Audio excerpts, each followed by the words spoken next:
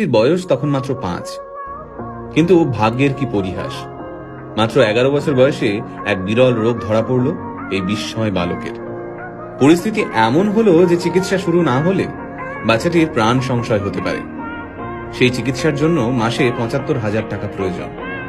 কিন্তু সামান্য এক শ্রমিক বাবা কিভাবে জোগাড় করবেন এই টাকা?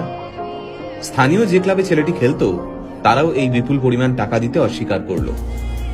খেলা তো দূর, একটা সময় যার বেঁচে থাকা নিয়ে সংশয় দেখা গিয়েছিল, আজ সেই ছেলেটাই এই পৃথিবীর সর্বকালের সেরা একজন ফুটবলার। হ্যাঁ, ঠিকই ধরেছেন। আজকের ভিডিওতে আমরা কথা বলবো লিওনেল মেসিকে নিয়ে। 1987 সালে আর্জেন্টিনার রোজারিওতে জন্ম হয় মেসির। বাবা কাজ করতেন স্টিল ফ্যাক্টরিতে, মা ছিলেন সাফাই কর্মী। হাঁটতে শেখার আগেই ফুটবল নিয়ে কসরত করা শিখে যায় ছোট্ট মেসি। পায়ে বল নিয়ে যেন জাদু দেখাতে পারত ছোট্ট ছেলেটা। তার খেলা দেখে মাত্র 5 বছর বয়সে তাকে কিনে নেয় স্থানীয় এক ক্লাব। ছোট্ট মেসির খেলা দেখতে দূর দূরান্ত থেকে মাঠে ভিড় জমাতো দর্শকরা। তাই মাত্র 5 বছর বয়সী মেসির খবর ছড়িয়ে পড়ে আর্জেন্টিনা থেকে স্পেনে। পরিবারের মুখে দুবেলা খাবার তুলে দিতে প্রতিদিন মাথার ঘাম পায়ে ফেলতে হতো মেসির বাবাকে। ছেলের প্রতিভা দেখে নিশ্চিন্ত হন মেসির বাবা। ভেবেছিলেন কষ্টের দিন শেষ হতে চলেছে। সবকিছুই ঠিকঠাক চলছিল। সবাই জানতো মেসি ইউরোপের বড় কোনো ক্লাবে খেলবেই। তারপর মেসির যখন বয়স মাত্র 11, তখন ধরা পড়ল এক বিরল রোগ, গ্রোথ হরমোন ডেফিসিয়েন্সি।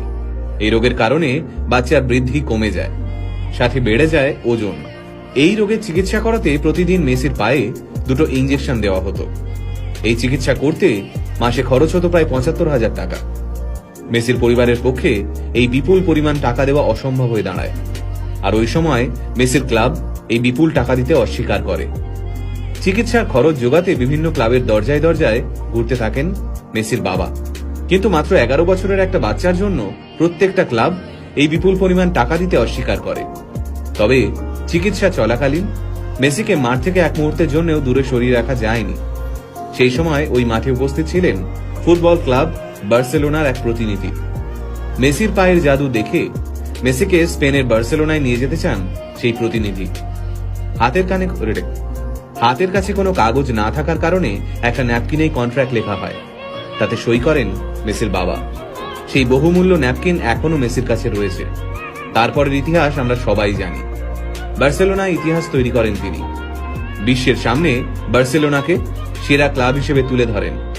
শুধুমাত্র 2012 সালেই মেসি 91টি গোল করেন। সেই রেকর্ড এখনো কেউ ভাঙতে পারেননি। আজ প্রায় 5,000 কোটি টাকার মালিক মেসি।